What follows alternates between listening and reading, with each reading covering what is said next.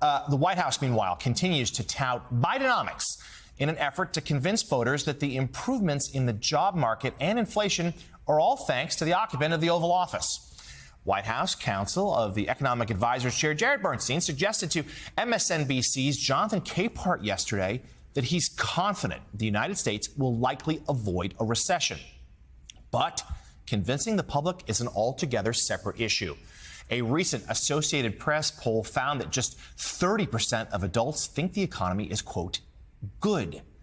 Meanwhile, while speaking at the conservative Turning Point Action Conference yesterday, Republican Congresswoman Marjorie Taylor Greene of Georgia warned that President Biden wants to address issues like education, medical care, and rural poverty. Take a look. Lyndon B. Johnson is very similar to Joe Biden. How are they the same? They're both Democrat socialists. Lyndon B. Johnson was the majority leader in the Senate. Does that sound familiar? He was vice president to Kennedy. Joe was vice president to Obama. He was appointed as the president after JFK was assassinated. Then he was elected. His big socialist programs were the Great Society.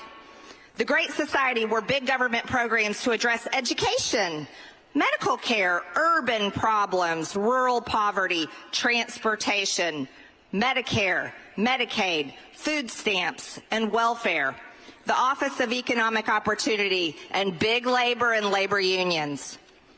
Now, LBJ had the Great Society, but Joe Biden had Build Back Better, and he still is working on it. The largest public investment in social infrastructure and environmental programs that is actually finishing what FDR started, that LBJ expanded on, and Joe Biden is attempting to complete.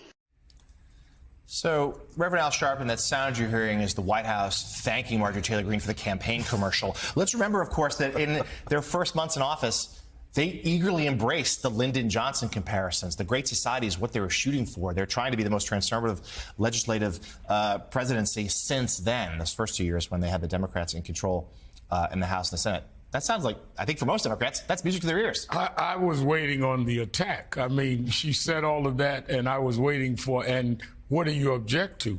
She left out the Voting Rights Act and the Civil Rights Act, and she forgot to say that Lyndon Johnson defeated Barry Goldwater in one of the biggest landslides in presidential history in this country, and that Joe Biden defeated Donald Trump. He didn't inherit this from the assassination of his predecessor, but we won't let facts get in her way. I think that if I were the Democratic Party leadership or the Biden people, I would take that clip and run it all over the country, because the things she's saying that Biden stands for and LBJ and FDR stood for are the things most Americans want and many are living on right now. You're going to attack Medicare? I mean, I see now why they put out of the Freedom Caucus, because now she's in a caucus of her own, and it's not a very wise caucus. Maybe a double agent, Rev. Ali Vitale, so certainly the White House is leaning into the idea of the economy. Yeah. The things that Marjorie Taylor Greene just mentioned all poll pretty well among Republicans, but among voters writ large. But we just noted that Americans don't feel that great about the economy. So that's the risk here, right? With the president and therefore Democrats falling in line behind them, really saying, hey, Bidenomics, we're full on embracing and trying to take credit for this economy. He's giving another major speech on that issue later this week in Philadelphia. But there are risks here, too. Yeah, of course there are, and we were talking about this on Way Too Early this morning as well. The idea that there is this disconnect between what the numbers say about how the economy is doing and what voters are telling me and you and all of us when we go out on the campaign trail that they are feeling. And it comes at a time when Trump has been able to successfully show Americans, or at least convince them, that he's good on the economy, despite the fact that his businesses have not always been on the up and up, despite the fact that they haven't always made the money he says that they make.